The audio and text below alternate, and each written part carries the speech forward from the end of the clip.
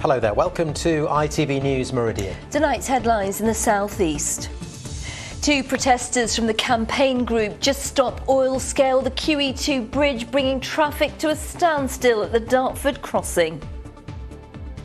Let's look at all this traffic, and it's just so selfish. I don't know what they're trying to do, but there must be another way to do it from what they're doing. It's crazy. The growing number of NHS patients putting their finances at risk to fund private operations as waiting lists in the southeast reach an all-time high. Also tonight, how an assistance dog could be life-changing for 16-year-old Ellie, the teenager from Maidstone, and her struggle with anxiety. And a new generation finding a new direction with music, prayer and TikTok. Good evening. Environmental campaigners have blocked one of the southeast's busiest roads, the QE2 bridge at Dartford. The Just Stop Oil protesters have climbed the cables to one of the towers above the Thames and 14 hours later, they show no signs of coming down. They say they're highlighting the damage oil is doing to the planet. Some locals in Dartford and northwest Kent say they understand the protest, but many more have reacted with anger and frustration. Abigail Bracken has spent the day at the scene. There is still no traffic on the QE2 bridge here behind me. That's because there are still protesters hanging from high up on the QE2 bridge. They've been there since around 4 o'clock this morning, when the police were forced to close the bridge, causing travel chaos for anyone trying to drive between Kent and Essex, with ambulances caught up in the traffic. And among locals I spoke to, there was some sympathy for the campaigners' cause, but also a lot of anger. Let's look at all this traffic, and it's just so selfish. I don't know what they're trying to do, but there must be another way to do it from what they're doing. I don't think it's great that it's forced onto everyone else, but obviously whatever they're standing for they think's right, so yeah. Set off what 2 hours ago now, so yeah, pretty bad. I mean, surely this causes more pollution and problems for the environment, all of the traffic. Just sitting there, yeah. Now, the Stop Oil campaigners said that they'll be up there for 24 hours. And this is what one of the protesters had to say from near the top of the 84-metre tall bridge earlier today. Scariest thing I've ever done, but there's much scarier things in store if the UK government keeps burning all these tankfuls of oil and filling them up. I'm going to stay here until the government makes a meaningful statement that they will end new licensing and consents for oil and gas extraction in the UK, and that they will start an emergency transition to renewable energy that we need. Now, all traffic on what is the only road route between Essex and Kent has to use the Dartford Tunnel, which is where these cars are heading, and this is causing hours of delays. These actions by these protesters are utterly selfish. They have caused gridlock, they have caused misery right across the area, and also counterproductive. All they've done is set people against them, so it's counterproductive to their particular aims to stop oil, to do what they have been doing. Not only that, it's burning oil because of all the traffic jams and such that are around the area. Now, Essex Police says that this is a complex operation because the protesters are so high up. It says it's working as quickly as possible and warns it will take action against anyone who puts lives in danger. Abigail Bracken there, and we will have the latest on that story and the rest of our news today, of course, on our website. itv.com/meridian is the address. The new Chancellor of the Exchequer today reversed almost all the changes in the mini-budget last month. It means income tax won't come down next year, and the energy price guarantee will last for just 6 months, not 2 years. Well, meanwhile, Labour went on the attack with an emergency question in the House of Commons about the way the government is being run. Well, let's cross live to Phil Hornby in Westminster for us this evening. I mean, Phil, we sit here night after night saying a very similar thing. A tumultuous day. Yeah, incredible, Matt. We'd already had a couple of U-turns on this mini-budget, of course, but today just about everything else was unceremoniously junked by the new Chancellor. Here's Kevin Ashford with the details. The package of support for energy bills, which was due to run for 2 years, will now be reviewed in April, when it'll be cut back and become more targeted. The basic rate of income tax will now stay at 20p indefinitely, instead of being cut to 19p. The planned reductions in stamp duty and national insurance will, however, still go ahead. It means almost all of the tax measures announced 3 weeks ago will be scrapped, including steps such as a freeze on alcohol duty. The Chancellor also warned today that government spending cuts are inevitable. There had already been U-turns on the proposed mini-budget when the Prime Minister reversed a planned cut in the top income tax rate and a freeze in corporation tax.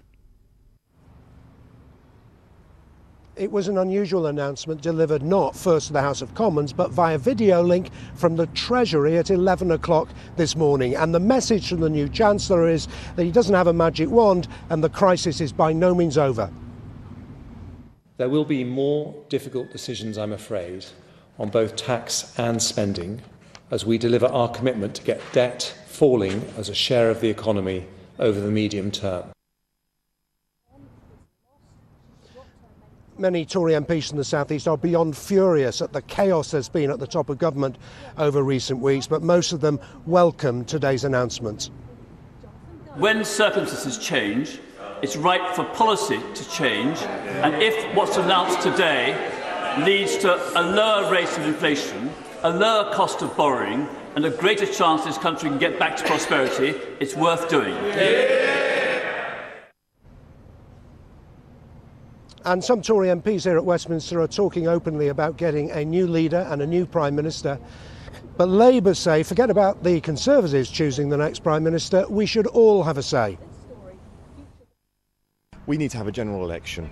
As long as Liz Truss remains in office, then our country will not be able to move beyond the crisis that we have at the moment. They can adopt all the Labour policies that they like, but until they have a Labour government that is delivering the policies at the time and in the way that the country needs and our economy desperately needs, the British people and British workers are going to be paying the price for the Tory failure. Meanwhile, all eyes on what Liz Truss will say in the Commons at Prime Minister's Questions on Wednesday. If she's still Prime Minister then, of course. Phil, for the time being, thank you very much indeed. And more from Westminster in the ITV Evening News. With more now, here's Charlene White. Coming up, the maxi U-turn on the mini-budget. The lowdown on today's emergency statement. The new Chancellor scaled back the energy price guarantee and torn up most of the tax cuts announced weeks ago. But is it enough? Convicted sex offender Ghislaine Maxwell speaks from prison, claiming this Prince Andrew photo is fake and... Straight from Strictly, Matt Goss takes us behind the scenes of his new single. Join us for those stories and more from 6:30. A man from Kent has been charged with the murder of a woman in Peru. 36-year-old Carlo Godoy died in Lima between September the 21st and October the 2nd. Kent police charged George Garay, who's 46, and of Hythe Street in Dartford with her murder. He knew the victim. Councillors have spoken of the devastating loss to the environment, with more ash trees to be cut down in Brighton. Work has started to remove up to 1,000 of the trees in the city, all infected with ash dieback. 14,000 saplings will be replaced in areas where more of the trees had to be removed last year. A women's charity race has taken place along Sussex's famous chalk cliffs. The 8k undercliff run between Saltdean and Brighton raised money for services supporting families affected by domestic abuse. Charity Rise says the event will bring in more than £25,000. The final consultation on the expansion of Brighton's Rampion offshore wind farm will begin tomorrow. Currently, the 116 turbines off the city's coast generate enough electricity to power 350,000 homes. 90 more that could be twice the size will be able to power 1 million. The remains of a mother from Kent who was murdered by her husband more than 20 years ago have been found buried in a garden in Dorset. Debbie Griggs was 34 and pregnant when she went missing from her home in Deal in 1999. Her husband, Andrew Griggs, was found guilty 3 years ago, despite police not being able to find his wife's body until now. Detectives hope the discovery will bring some closure for her loved ones. Here's Kit Bradshaw. A relationship that ended in murder. 2 decades after Debbie Griggs disappeared, her husband, Andrew, was convicted of killing her.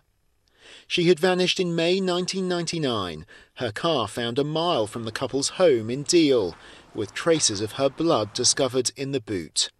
But her body was never located, despite repeated pleas from her family following the trial. 20 years of hurt, pain, despair and emotional turmoil. We would appeal to the defendant if he can see within his wisdom to perhaps telling us where Debbie's body is, so that we can put the ultimate closure to this. Thank you. It had been thought Griggs, an amateur sailor, may have disposed of his wife's body at sea. But 2 weeks ago, a tip-off led Kent detectives to the village of St Leonard's in Dorset. Human remains were found in the back garden of a house that Andrew Griggs had moved to in 2001. Analysis of teeth fragments were able to confirm they were Debbie's. We've been unrelenting in relation to try and find the whereabouts of Debbie ever since she went missing in 1999, right up until the conviction of Andrew Griggs in 2019. Since then, of course, we never give up on behalf of the family, and we hope very much that the location will be able to give the family some certainty, and be able to put some closure to this matter, knowing that we've found Debbie and be able to lay her to rest appropriately. The 34-year-old was pregnant with the couple's 4th child when she died. Andrew Griggs had tried to claim she'd walked out on the family. That was a lie. But there remain many unanswered questions, and detectives say their work goes on to discover how Debbie Griggs died and how her body was moved more than 150 miles from the Kent coast to a small Dorset village. Kit Bradshaw, ITV News. More headlines now, and Kent Police have made 26 arrests as part of a week-long campaign to tackle county lines drug dealing. Warrants led to 24 weapons, heroin, cocaine and more than £11,000 in suspected criminal cash being seized. Today sees the start of a litter crackdown in Tunbridge and Malling, with smokers potentially facing fines. It's part of a trial by the council, with those dropping rubbish, including cigarettes, facing up to £150 penalties. Specialist teams will be out and about in local towns and villages. Hundreds of staff at the University of Brighton have been striking today over pay. Employees, including cleaners and security staff, began their walkout on Thursday, pledging to picket until the end of today.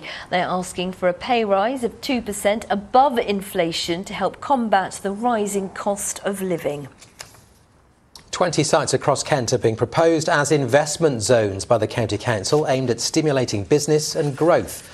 The authority has submitted an application to the government and says the zones will bring forward jobs, homes and commercial activity. There are fears that the NHS backlog waiting for treatment means that desperate patients are taking out loans to pay for private health care. In our region, the number of people self-funding operations has increased by 31% in the last 2 years. In the South East, the longest waits for general surgery has reached 44 weeks. With more, here's Catherine Walker. Aspiring engineer and footballer Brad is on the long road back to fitness. He'd been a regular on the score sheet before he was injured earlier this year.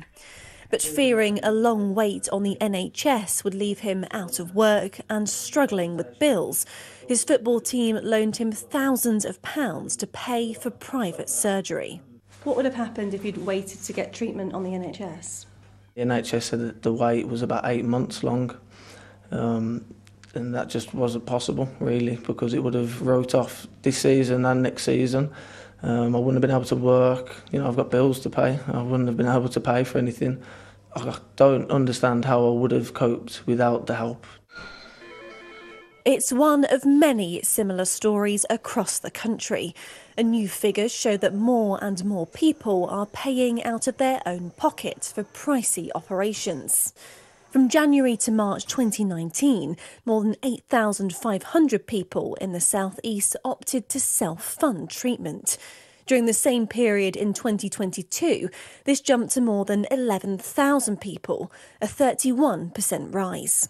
We've seen this before. When waiting lists get long, people are concerned that they're not going to get treated within the time that they think is appropriate, and that they're prepared to use their own money to pay for it, which is not really what the NHS was designed to be doing. So it's a concern from that point of view.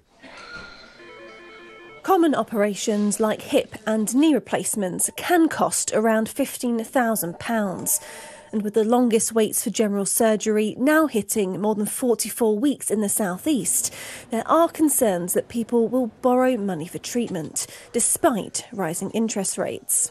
We have seen a rise in the number of people who are paying for their own care and their own operations. And in fact, in our polling, around 1 in 7 people say they would do that or consider doing it.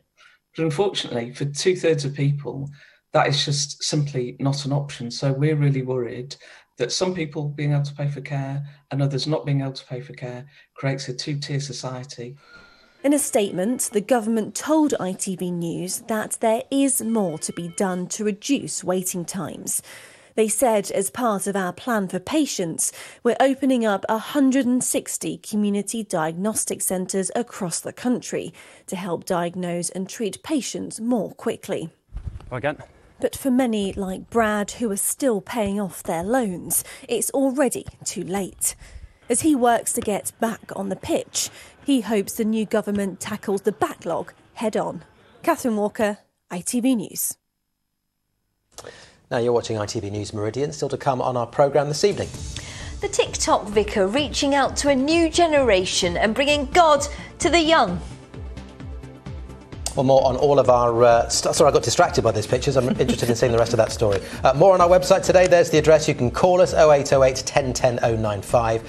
And as ever, don't forget to follow us on Facebook, on Twitter and on Instagram.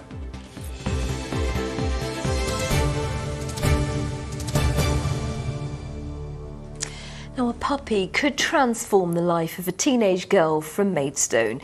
Ellie Borner, who's 16, has Tourette's syndrome and anxiety. She's had to postpone her first year at college because of a lack of confidence. Well, her family has just bought a puppy to help, but it will cost around £10,000 to train as an assistance dog.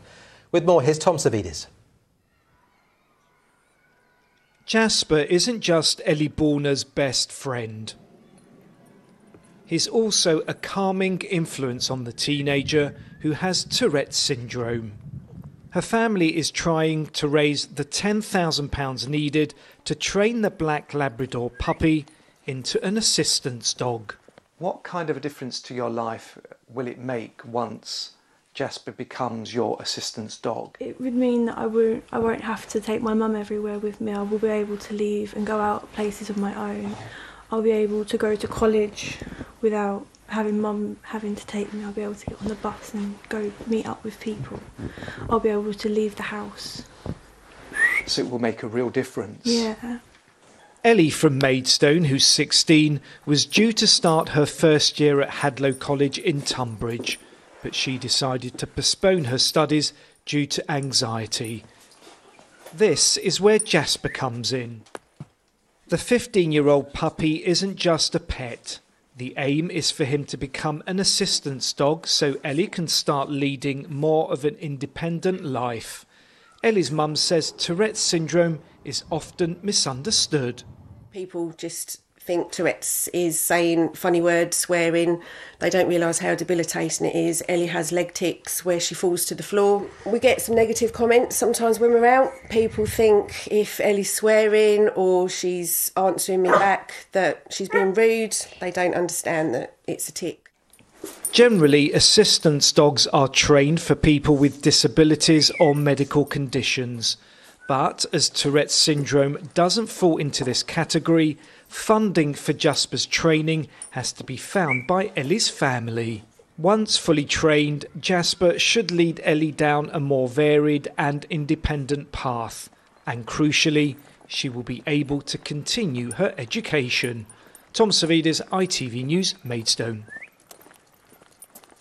All the best to Ellie and Jasper. Now the sport with Sarah Gorman. Sarah, the magic of the FA Cup is still alive for one of our sides. It certainly is. Yes, Sangeeta, we love this competition, don't we? And Ebbsfleet United will be in tonight's draw for the first round proper of the FA Cup. After they maintained their amazing start to the campaign, Ebbsfleet are now the only unbeaten side in English professional football this season, continuing their fine form with a win over Sevenoaks in the fourth qualifying round of the FA Cup. They'll join League Two sides Gillingham and Crawley in the draw, which takes place at 7 o'clock tonight.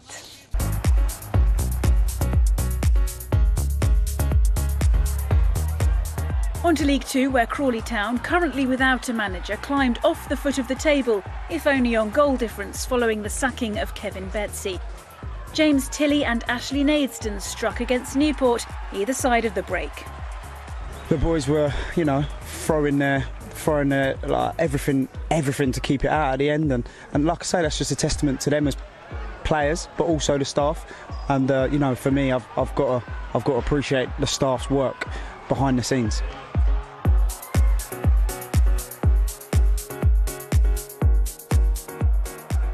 And the reception received by Steve Evans on his return to Gillingham after his dismissal by the then League One club in January has been described as modest, before he watched his Stevenage team extend their unbeaten league run to 5 games. Indonesian defender Elkan Bagat's first goal in English football claimed a point for the Gills.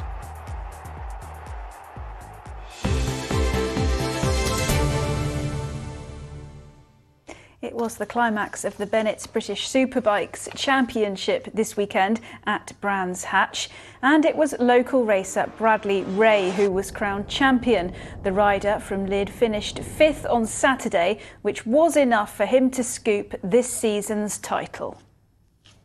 It means the world to me, to my close family, to my close friends. It's honestly like a dream come true. I'm sure overnight it will sink in. But yeah, a little bit speechless, but super proud of what I've achieved and what my family and close people have achieved over the years. Yes, he said on social media today he's still speechless, but well done Bradley. He's got a break now, he can find his voice. Next season starts in April. So what do you do then until April? I'm sure he's got lots of There's practicing. a lot of training to I was do, going to yeah. say, thank you.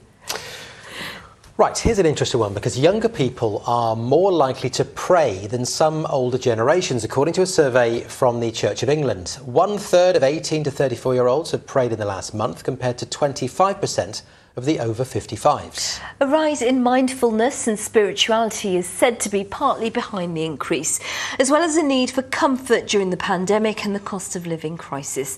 Amrit Birdie has more. For many young people, socialising with friends is how they like to spend their spare time, and this group is no exception. But when they're not hanging out, playing pool or playing cards, these young people are finding comfort in something else. When I'm struggling, I pray. It's just like my communication with God. It's just a friend of mine, really. I feel like religion is good because it gives people a baseline, like a solid ground to stand on. Over the last few years, I've definitely seen my relationship with God grow, and me being much more confident in myself. Religion is kind of like a comfort to me, because it's kind of like I know that I'm safe and that I'm loved. Even when times are hard, times are tough, I feel like it'll help you, like a GPS, point you to the right direction. It's a growing trend that's being seen across the younger generation, including at Emmanuel Church in Brighton. Young people so aware, so many existential threats, global warming, the war in Russia and Ukraine, and everything else going on, and COVID, and financially, and everything else. I think, yeah, it makes sense that they would turn for something higher and for help. I think that makes sense. Young people are turning to religion in a way their parents' generation didn't, according to a new survey by the Church of England. It found more than half of 18 to 34-year-olds say they have ever prayed, with a third reporting that they have prayed in the last month. By contrast, just 4 in 10 of the over 55 age group said they had ever prayed, with only a quarter saying they had prayed in the last month. As with most things nowadays, it's not taken long for this trend to make waves in the digital world too.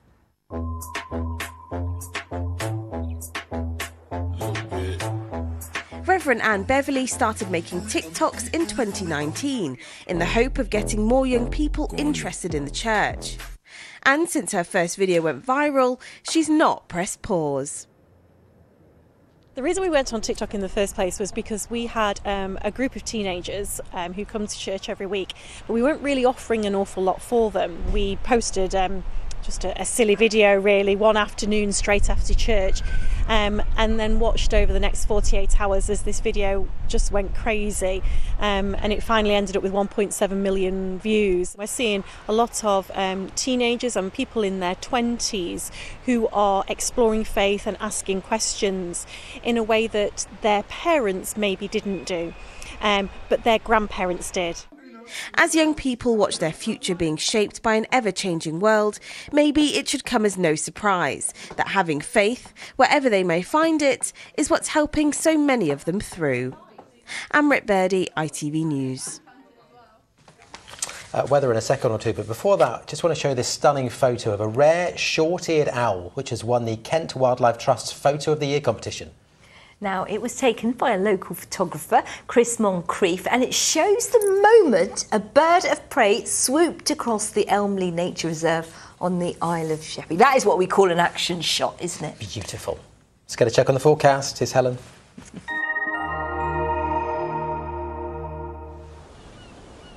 Feels like home, whatever the weather. Valent Boilers and Heat Pumps sponsors ITV Meridian Weather. Hello again, a very good evening to you. Brightening up beautifully out there today, and another lovely autumn day to come through tomorrow. But don't get too used to it. Wednesday onwards, spells of heavy rain heading in, strong winds at times as well. But actually temperatures doing very well by day at first, and increasingly then by night through the rest of this week. You can see though various areas of low pressure winging their way up, curling up from the south and the west, batting away the effects of the high pressure. So Wednesday, Thursday, Friday, successive frontal systems pretty much at some point every day, driving in plenty of rain, and those downpours could be heavy and thundery at times too. Still the room for some brightness between things though, and actually notice that'll change the wind direction. So from the south and the west, this is what will bring us those temperatures potentially up to around 20 degrees later in the week. Out there at the moment though, a far cry from that, it's actually going to be quite a chilly night, especially of course in countryside spots where temperatures could reach the low single figures. So chances are one or two of us could get a little bit of low-lying mist and fog first thing tomorrow morning, as well as a touch of grass frost here and there. But actually that fog likely to be fairly dense and stubborn. So this time of year it can take a while to lift and break, potentially hampering visibility during the rush hour. That said though, once that's out of the story, a lovely day all in all. Lots of sunshine coming through, a little bit on the breezy side, but temperatures, as I say, fairly impressive. Valent sponsors ITV Meridian Weather.